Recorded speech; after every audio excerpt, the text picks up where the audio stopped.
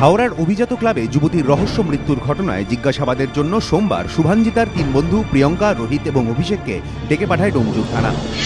বিকেল 3টে নাগাদ থানায় পৌঁছন প্রিয়ঙ্কা এবং রোহিত। কিছুক্ষণ পরে যান অভিষেক। ঘণ্টা দুয়েক ধরে জিজ্ঞাসাবাদ করা হয় 3 জনকে। প্রথমে পৃথকভাবে, পরে মুখোমুখি বসিয়ে প্রশ্ন করা হয় তাঁদের।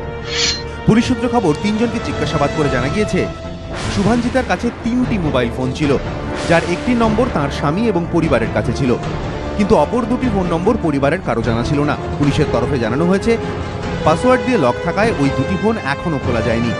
পুলিশ সূত্রে খবর, 7 থেকে 8 লক্ষ টাকা খরচ করে এই পুল পার্টির আয়োজন করা হয়েছিল।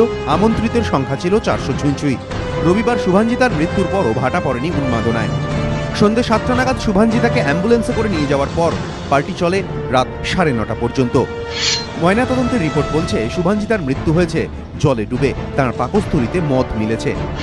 ময়নাতদন্তের রিপোর্টে অস্বাভাবিক কিছু না থাকায় এবং শুভাঞ্জিতার পরিবারের তরফে থানায় অভিযোগ দায়ের না হয় ঘণ্টা দুয়েক জিজ্ঞাসাবাদের পর ছেড়ে দেওয়া হয় প্রিয়ঙ্কাদের।